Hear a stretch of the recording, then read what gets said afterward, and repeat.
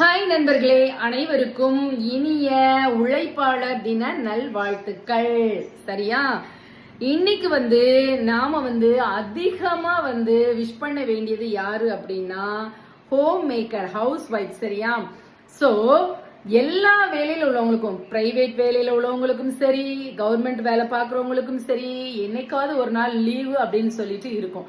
ஆனால் அந்த கவர்மெண்ட் வேலைக்கு போறவங்க, பிரைவேட் வேலைக்கு போறவங்க எல்லாருக்காகவும் வீட்டுல இருந்து தேவையானவற்றை செய்து கொடுக்கும் ஒவ்வொரு இல்லத்தரசிகளும் தினம் தினம் போற்றக்கூடிய உழைப்பாளர்கள். சரியா? அவங்களுக்கு ரெஸ்ட்னே கிடையாது.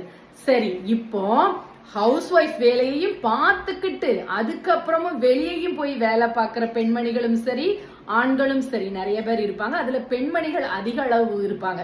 சோ அப்பேற்பட்டவர்களுக்கு எக்ஸ்ட்ரா நாம என்ன செய்யணும் அப்படின்னா உழைப்பாளர் தின நல்வாழ்த்துக்களை தெரிவித்துக் கொள்ள வேண்டும். அந்த வகையில் ஹவுஸ் ஒய்ஃபாகவும் சரி, வெளி சென்று வேலை பார்ப்பவளாகவும் சரி, நான் மிகவும் பெருமைப்பட்டுக் கொள்கிறேன். சரியா?